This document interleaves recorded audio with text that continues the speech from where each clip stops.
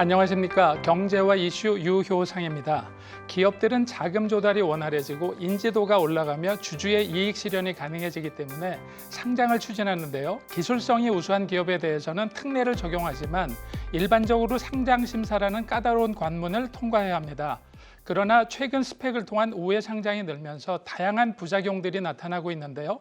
경제와 이슈, 오늘의 주제는 스펙 상장 열풍, 무엇이 문제인가입니다.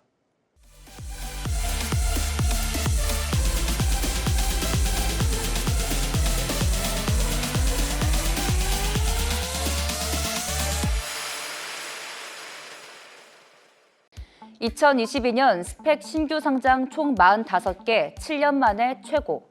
2023년 6월 26일 상장 첫날 가격 제한폭 60에서 400%로 확대. 2023년 7월 27일 금감원 상장일 스펙 급등주의보. 2023년 스펙 합병 건수 역대 최고치. 안녕하세요. 경제와 이슈 최은강입니다. 기업 공개 시장에서 스펙이 대세로 자리 잡고 있습니다. 스펙은 기업 인수 목적 회사로 비상장 기업과의 인수 또는 합병을 목적으로 하는 서류상 회사인데요. 상장한 후 3년 내에 비상장사와 합병해야 하며 만일 합병에 이르지 못하면 청산하고 주주들에게 청산 자금을 환급해주게 됩니다. 2022년 신규 상장 스펙은 총 45개로 2015년 이후 7년 만에 최다 상장을 기록했는데요. 작년부터 스펙 합병 사례도 증가하고 있습니다. 기업 공개 시장이 침체기로 접어든 후 상대적으로 상장 준비 기간이 짧고 심사 기준이 덜 엄격한 스펙 합병을 선호하는 중소형사들이 늘어난 영향인데요. 올해 4월까지 스펙 합병을 통해 상장했거나 상장하려는 기업은 벌써 23곳으로 2017년 기록한 역대 최다 합병 건수를 넘어섰습니다. 지난 6월 26일부터 상장 첫날 주가 상승폭이 400%로 확대되며 스펙의 주가가 급등하는 사례도 나타나고 있는데요. 지난 7월 21일 상장한 SK증권 제9호 스펙은 상장 첫날 주가 상승 여파로 약 1억 주가 거래됐습니다. 스펙주의 변동성이 커지고 있어 금감원에서는 스펙 상장일 주가 급등에 대한 주의 공시를 올리기도 했는데요. 일각에서는 과도한 스펙 합병과 상장은 부실 기업의 우회 상장 통로를 확대할 것이라는 우려의 목소리도 나오고 있습니다.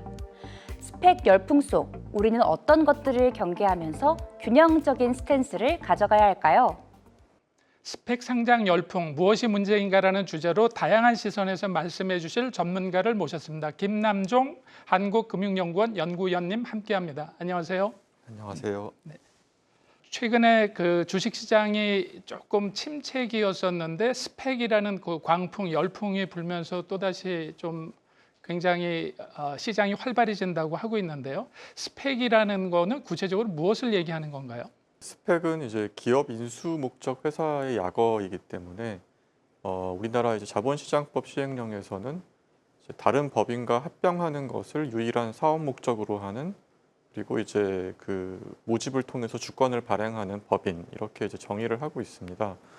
그래서 비상장 기업을 찾아서 이제 합병을 하고 그 회사를 상장시키는 것 외에 다른 영업 활동을 하지 않는 그런 회사라고 이제 정의할 수 있겠습니다. 네, 그러면 일반적으로 얘기하는 흔히들 페이퍼 컴퍼니라고 얘기하는 그 특수 목적 법인이라고 이해가 되는데요. 그런데 그 요즘 들어서 이런 그 스펙에 관련된 얘기가 많이 나오는 이유는 무엇인가요? 사실 그 미국에서 이제 한 2020년 정도를 전후로 이제 상당한 이제 스펙의 붐이 일었습니다. 네. 또 그거를 계기로 이제 다른 나라들에서도 스펙 도입을 검토한다든가 제도 개선을 검토하는 그런 계기가 되었고, 또 그 과정에서 여러 부작용이 나오기도 해서 또 그런 부분에서 이제 제도 개선을 하게 되는 그런 계기가 되기도 했습니다. 네. 자, 그러면은 그 스펙에 대해서 잘 아시는 분들도 계시겠지만 조금 이해를 돕기 위해서 스펙은 구성이 어떻게 되게 돼 있나요? 조금 전에 말씀해 주실 때 페이퍼 컴퍼니라고 그랬는데 이 스펙을 통해서 무엇을 어떻게 한다라는 건가요? 스펙은 이제 크게 그 스펙을 법인을 설립을 하고, 그 다음에 이제 공모와 상장을 하고, 그다음에 인수합병으로 이제 진행되는 세 단계 이제 절차를 가지고 있습니다. 그래서 이제 그 법인 설립 단계에서는 소위 이제 스폰서라고 하는 소수의 이제 발기인들이 있고요. 이 발기인들이 이제 스펙이 공모 전에 발행하는 주식을 이제 인수를 해서 주금을 납입을 하고 이제 스펙 설립을 하게 됩니다. 이 스폰서들은 이제 그래서 그 공모 전 주식과 그다음에 또 스펙이 발행하는 전환사채를 이제 일정 비율 이상 보유를 하면서 스펙이 이제 공모 상장을 하고 인수합병을 할 때까지 그 전체적인 과정을 주관하면서 그런 이제 좀 필요한 자문까지 해주는 그래서 좀 중요한 참여자라고 볼 수 있습니다. 네, 경험이 부족한 분들을 위해서 조금 그 쉽게 설명을 드리면 일단 그 페이퍼 컴퍼니를 하나 만들어 놓고 스폰서라고 부르는 사람들이 먼저 거기에 주식을 취득을 하고요. 그 다음에 주식을 향후에 늘릴 수 있는 전환사채를 발행해서 그것도 가지고 있고, 그 다음에 일반 그 투자자들이 공모를 통해서 공모가 되면 그게 상장 절차를 밟게 되는 건가요? 네, 맞습니다. 그렇게 해서 이제 법인이 설립되면 그 다음에 이제 공모 상장을 하게 됩니다. 그래서 스펙의 주주를 이제 구분을 하면 말씀드린 것과 같이 이제 공모전 투자자에 해당하는 스폰서가 네. 있게 되고요. 일반 투자자들은 이제 공모를 통해 참여하는 투자자들이 있고, 그다음에 상장 후에 이제 시장에서 주식을 매입하는 그런 일반 투자자들이 있습니다. 자, 지금 그 스폰서라고 말씀해 주셨는데 보통 그 스폰서는 어떤 분들이 스폰서를 하고 있나요? 우리나라 같은 경우에는 이제 뭐 1인 이상의 그 스폰서는 이제 보통 대표 발기인이 되는데 이제 그 자기 자본이 뭐 1,000억 원 이상인 금융투자업자일 것을 요구를 하고 있습니다. 그래서 보통은 증권사가 이제 네. 그 역할을 맡게 되고요. 그 외에도 이제 뭐 벤처 캐피탈이라든가 뭐 이제 관련 전문가 그룹이 이제 스폰서로 이제 참여할 수가 있습니다. 자, 그런데 그 스펙의 원래 설립 목적을 보면 소액 그 투자자들이 우수한 그 기업들 M&A 할 때 좀 투자를 할 수 있는 기회를 갖게 해주자라는 건데 지금은 좀 주객이 전도된 느낌이 좀 들고 있는 것도 사실인데요. 소액 투자자를 위한 이런 것보다는 그 스폰서나 조금 전에 말씀해 주신 대로 이 주로 그 스펙의 경영진들이 주도권을 가지고 제도들이 많이 만들어져 있는데 지금 그 미국에서 만들어진 스펙하고 국내 스펙이 어떤 차이가 있나요? 사실 뭐 이제 그 페이퍼 컴퍼니라고 말씀을 해주셨지만 이제 그렇게 이제 페이퍼 컴퍼니를 만들어서 인수합병이 이제 유일한 목적인 그런 회사가 되고 어떤 이제 그 라이프타임에 걸쳐 가지고 이제 합병 대상을 찾아서 합병을 시키고 이런 기본적인 구조는 거의 동일합니다. 그 기간이 미국은 뭐 2년이고 우리나라는 3년이고 이렇다고 그러는데 그 기간 네, 차이만 맞습니다. 있는 그래서 건가요? 세세한 부분에서 이제 뭐 차이가 있는데 이제 말씀해주신 것처럼 미국의 스펙 같은 경우에는 이제 상장을 한 후에 이제 24개월 안에 합병을 완료해야 되고요. 그렇지 않으면 이제 스펙이 청산이 되게 됩니다. 우리나라 같은 경우에는 이제 36개월의 기한을 주기 때문에 이제 그 안에 이제 스펙이 합병을 이제 완료해야 됩니다. 그 외에도 이제 미국 같은 경우에는 스펙이 이제 유닛 단위로 보통 거래가 되는데 그 유닛에 이제 스펙의 주식 외에도 뭐 신주 인수권이 네. 들어갈 수 있습니다. 우리나라 같은 경우는 이제 신주 인수권에 대한 어떤 근거 규정이 좀 없기 때문에 대신 전환 사채를 이제 발행을 해서 스폰서에게 일종의 이제 보상이 되게 하고 있고요. 그 외에도 뭐 우리나라 같은 경우 앞서 말씀드렸던 것처럼 이제 금융투자업자가 일정 이제 요건을 갖춘 금융투자업자가 이제 스폰서로 참여하게 함으로써 좀 전문성이 떨어지는 이제 스폰서가 스펙을 운영하는 것을 방지하고자 하는 그런 부분이 있고 미국은 제가 알기로 이제 그 부분의 요건이 좀 느슨한 것으로 그렇게 이해를 하고 있습니다. 그 작년에 주식시장이 굉장히 안 좋았고 금년 상반기도 별로 좋지 않았는데 그거에 비해서 일반 IPO는 많이 줄었는데 스펙이 상대적으로 굉장히 강세를 보이고 있는데요. 이게 일반적인 특징인가요? 주식시장이 안 좋으면 우회 상장할 수 있는 어떤 또 다른 채널을 만드는 이런 거가 바람직한 건지 이게 그 자연스럽게 나타나는 현상인지 어떻게 보시나요?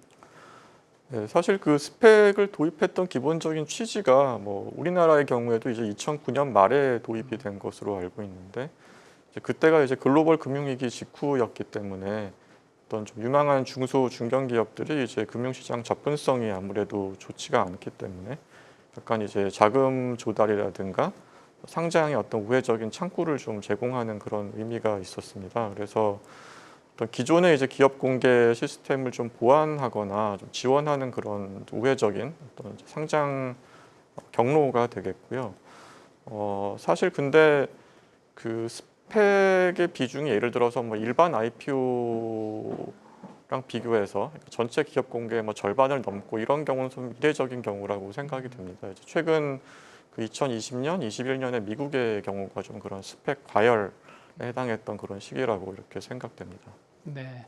자, 그러면 이제 스펙의 그 스테이크홀더라고 할 수 있는 이런 스폰서가 있고 공모 때 참여하는 투자자들이 있고 공모 후에 스펙의 주식을 사는 사람들이 있고 이렇게 한다 그러면 각각의 어떤 그 장단점이라든가 리스크는 어떤 게 있을 수 있을까요?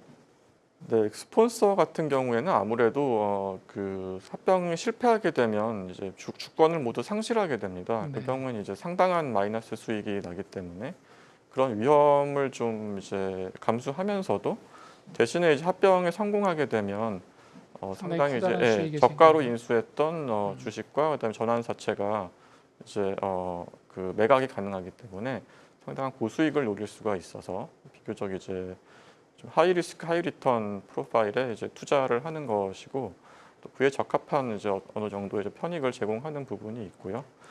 일반 투자자들 같은 경우에는 최소한 이제 공모가 단위에서는 이제 투자 원금 회수가 가능합니다. 그래서 청산이 되더라도 투자 원금이 회수가 되기 때문에 좀 이제 하방 위험이 어느 정도 제한된 투자 상태에서 원금이 회수가 된다는 건 지금 그 투자한 돈을 개인 투자자들이 투자한 거는 예치를 시켜서 원금을 나중에 그 스펙이 청산되더라도 돈을 돌려주도록 이런 제도가 만들어져 있어서 그 원금이 그 보장이 된다는 얘기죠. 네, 맞습니다. 그 부분이 이제 굉장히 중요한 투자자 보호 장치 중에 하나입니다. 그래서 공모 자금이 처음에 이제 예치나 신탁이 되고 그래서 이제 청산이 되더라도 그 원금과 어느 정도 이자가 다시 이제 이자를 돌려받을 수가 있기 때문에 최소한 이제 공모 투자자들은 마이너스 수익을 기록하지는 않게 되는 것이죠. 그렇지만 보통 보면은 90%를 보장한다 그러고 시간이 3년이라는 시간이 지나면서 실제 예대 마진 이 예금 금리가 이렇게 높지 않기 때문에 실제로 기회 비용까지 따지면은 기회 비용 손실은 날 수 있는 거죠. 예를 그 공모 투자자들이라도요. 네, 맞습니다. 그러니까 뭐 회계적 의미에서의 이제 원금 보장이라고 네. 이제 그 부분은 말씀드릴 수 있겠습니다. 그러면은 지금 그 아까 말씀하신 대로 공모 후에 그 상장하는 첫날 그 장에 들어가서 사는 장내 매집을 하는 사람들 입장에서 볼 때는 그 주가가 굉장히 높아져 있는 스펙에 돈이 100억밖에 없는데 기업 가치가 예를 들어서 200억인데도 주식을 사는 사람들 입장에서는 굉장한 리스크에 노출이 된다고 볼 수 있는 건가요? 네, 맞습니다. 그러니까 그 원금이 보장이 되는 건 어디까지나 이제 공모가 단위에서 그렇게 되는 것이기 때문에 앞서 말씀드렸던 좀 이상 현상에서 이렇게 스펙이 상장 후에 이제 급등을 하고 그 급등한 주가에 이제 주식을 매입한 투자자들 같은 경우에는 당연히 청산이 되게 되면 이제 원금 손실이 날 리스크가 이제 커진다고 볼 수 있습니다. 그러면 그 김 박사님께서 조금 전에 말씀해 주신 대로 스폰서 입장에서는 합병이 안 되고 실패가 되면 굉장한 손실이 되고 합병이 성공하면 굉장히 큰 이익을 볼 수 있으니까 그들의 인센티브는 어떻게 해서든지 합병을 성사시키려고 하는 게 굉장히 커질 것 같은데 그런 거에 따른 부작용 같은 것들은 안 생길까요? 네, 그 부분이 이제 뭐 미국의 최근 사례 등을 통해서도 많이 이제 뭐 문제 제기가 됐던 부분이기도 합니다. 그러니까 스폰서는 일단은 합병에 실패를 하게 되면 이제 주권을 모두 이제 상실하게 되고 네. 합병에 성공해야지만 이제 그 수익을 얻을 수가 있기 때문에 만약에 이제 합병 완료 기한이 다가올 때까지 제대로 된 이제 합병 대상 기업을 찾지 못하면 이제 비우량 기업이라도 합병을 추진하려고 하는 요인이 이제 있을 수가 있는 것이고 그 부분은 이제 스폰서 대 일반 투자자의 어떤 그 구조에서 이해상충이 있는 부분이라고 볼 수 있습니다. 그러면은 그 얼마 전에도 그 간담회 같은 게 있어서 뭐 금융연구원도 참여하시고 그 IBD라고 같이 회의를 했었던 걸로 알고 있는데 그걸 해소하기 위한 노력이나 어떤 방향성 같은 것들은 지금 어떻게 진행이 되고 있나요? 그 스펙이 이제 상장 후에 뭐 어떤 단기적인 시세 차익을 추구하는 그런 뭐 투자에 의해서 주가가 이제 그 변동하는 경우들이 없었던 것이 아니고 그렇기 때문에 이제 좀 단기적으로는 역시 이제 그런 부분에 대한 모니터링을 좀 강화를 하고 그다음에 투자자들에게 이제 그 주가가 오른 상태에서 주식을 매입하게 되면 이제 손실 가능성이 충분히 있다라는 것을 좀 인지시키는 노력을 뭐 지금도 금융당국이 계속 하고 있습니다만 그렇게 좀 해야 될 필요가 있다고 생각하고요.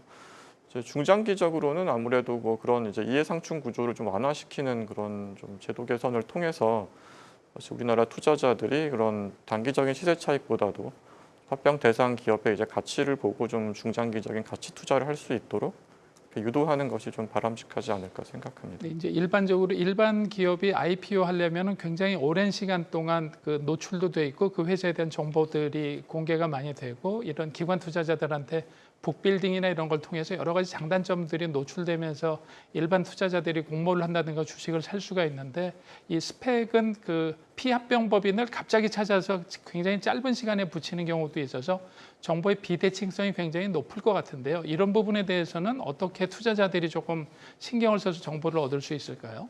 네, 아무래도 이제 관련 공시 자료를 잘 좀 확인하는 것이 중요하다고 생각이 됩니다. 그 합병을 하게 되면 그 뭐 증권신고서에 이제 합병을 어떻게 이제 그 대상 기업의 가치를 산정을 했는지 이런 내용들이 나오기 때문에 그 부분들을 잘 확인을 하고 이제 유사한 뭐 업종이라든가 사례와 비교해서 좀 고평가된 것이 아닌지 혹은 뭐 또 그 관련 이제 주관사의 뭐 평판이라든가 과거 실적이라든가 이런 것들을 좀 잘 확인할 필요가 있다고 생각합니다.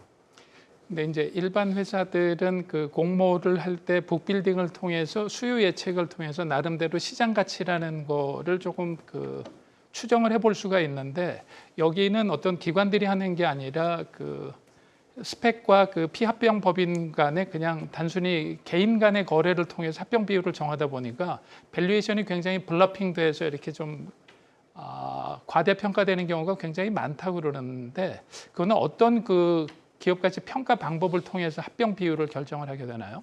네, 통상적으로 이제 그런 경우에 그 합병 대상 기업의 이제 그 장부가에 기반한 자산 가치와 그다음에 이제 미래 수익 전망을 가지고 그것을 이제 현재 가치를 이제 추정을 하는 수익 가치를 구하게 되고요.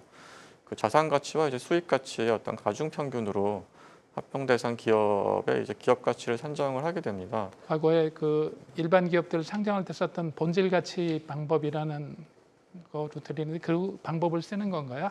이 스펙에 합병할 때는요? 네, 그렇죠. 근데 그 본질 가치를 계산을 하게 되는데 이제 그 말씀하신 것처럼 그 또 자산 가치와 뭐 수익 가치 비율이라든가 뭐 이런 방법들을 이제 좀 스펙 경영진과 이제 합병 대상 기업 간의 협의에 의해서 좀 자율적으로 정할 수 있는 여지가 있기 때문에 뭐 최근에 이제 뭐 금융당국에서 나온 자료에서도 그런 부분이 이제 지적이 되고 있는 것으로 알고 있는데요. 상대적으로 이제 스펙 쪽의 합병 가액이 조금 할인이 되고 그다음에 합병 대상 기업의 이제 기업 가치가 사실 본질 가치에 비해서 좀 할증이 되는 그런 경향이 있는 것으로 이제 나타나고 있습니다. 그래서 그 부분에 대해서는 이제 투자자들도 좀 유의가 필요하다고 생각합니다. 그리고 그 미국에서 그 작년 재작년에 스펙 열풍이 불면서 굉장히 또 반대로 소송이 굉장히 많이 걸렸는데요. 그래서 버진 그룹도 소송에 좀 휘말리기도 하고 니콜라라는 전기차도 그런 이슈가 있었는데 어떤 게 주로 그 소송 대상이 되는 건가요? 네, 그것도 이제 뭐 말씀드렸던 것처럼 그 2020년, 2021년 그 즈음에 이제 스펙 상장 건수가 급격하게 늘어났습니다. 그래서 2020년에 아마 상장이 이제 200건이 넘었는데 그게 직전 한 10년간의 그 건수를 다 합친 것보다 많았던 것으로 기억을 하고 있고요. 그 다음 해는 600건이 넘어서 정말 이제 폭증을 하게 됐습니다. 이제 그러다 보니까 아무래도 이제 말씀드렸던 것처럼 좀 전문성이 낮은 뭐 스폰서가 이제 제대로 된 정보를 제공하지 않고 뭐 투자를 유도한다거나 하는 과정에서 이제 좀 투자자 피해가 발생했을 가능성이 있고 이제 그런 부분들이 좀 이제 대규모의 어떤 집단 소송 증가로 이렇게 이어지게 된 것 같습니다. 금년이 그 사상 최고로 스펙에 그 상장되거나 성사율이 가장 높을 것 같다라고 예측이 되고 있는데 이미 그 8월 초까지 굉장히 많은 스펙 상장이 되고 있는데 어떻게 보시나요? 앞으로 향후 전망은 스펙이 어떤 식으로 전개될 거라고 예상이 되세요?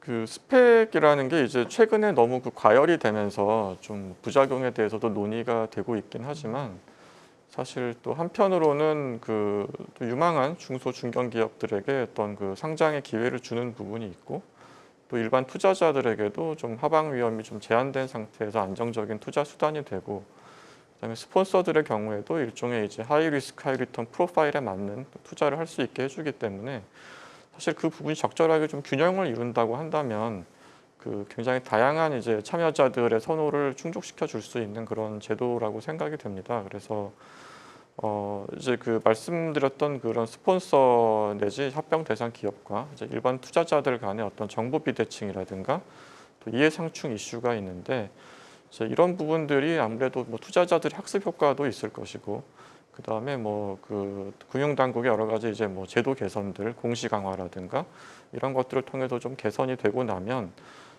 좀 안정화가 되지 않을까라는 뭐 조심스럽게 그런 추측을 하고 있고요. 또 그렇게 또 숫자가 급격히 늘어나고 줄어들고 하는 것이 또 어느 정도는 좀 거시경제적 환경 변화와 좀 관계가 있을 수밖에 없습니다. 그래서 그 당시 이제 코로나 기간에 굉장히 저금리였고 또 유동성이 풍부했고 뭐 이랬던 영향을 이제 받은 부분이 있는데 또 그런 상황이 또 바뀌게 되면 그런 사이클적 요소에 의해서 좀 오히려 또 스펙이 좀 필요해지는 그런 부분도 좀 있을 수 있다고 생각하고 있습니다. 그런데 한편으로는 우리나라에 이미 상장 기업이 2,600개를 넘어섰고 우리나라 경제 규모나 자본시장에 비해서 상장 기업 개수가 지나치게 많다라는 지적도 있는데 이 상장할 수 있는 제도가 코스피, 코스닥, 코넥스라든가 거기서도 기술 특례 상장 여러 가지 제도가 있는데 거기를 뚫기가 좀 어려운 그것도 허들이라고 생각해서 들어가기 어려운 약간 부실 기업들이 스펙을 피단처로 생각해서 약간 어떻게 보면 부실 기업을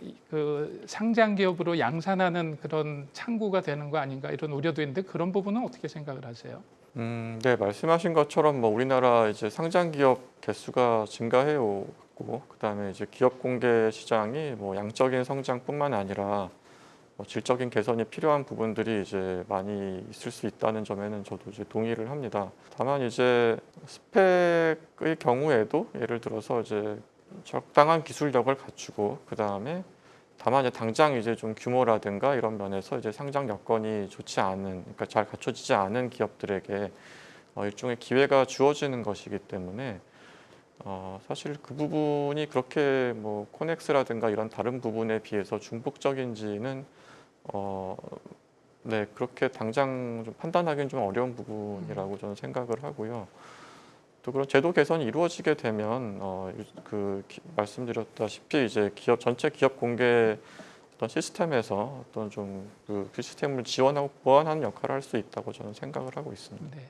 그러면 마지막으로 그 스펙 광풍 열풍에 그 부안해동하지 않고 현명하게 투자하는 이런 그 팁을 주신다면 그 스펙에 관심 있는 분들한테 무엇을 주의하면서 좀 투자에 관심을 가져라. 마지막으로 한 말씀 부탁드리겠습니다. 네, 앞서 말씀드렸던 것처럼 역시 이제 합병 대상 기업의 가치 평가 자체에 좀 이제 관심을 두고 투자를 하는 것이 좀 바람직할 것이라고 생각을 합니다. 그래서 어떤 그런 열풍에 휩쓸려서 이제 뭐 단기적으로 어느 스펙이 뭐 급등을 했기 때문에 추종 매수를 하고 이런 것보다는 이제 합병 대상 기업이 이제 기업 가치가 어떻게 산정이 됐는지 그리고 이제 뭐 그 스폰서의 평판이라든가 그동안의 레코드는 어떠한지 뭐 비슷한 사례들은 어떤 것들이 있었는지 이런 것들을 보면서 좀 약간 중장기적인 관점에서 이제 같이 투자를 하는 쪽으로 이제 방향을 설정하면 도움이 되지 않을까 이렇게 생각합니다. 네, 감사합니다. 감사합니다. 스펙 상장 열풍 무엇이 문제인가라는 주제로 스펙 상장의 문제점과 개선 방안에 대해서 점검해봤는데요.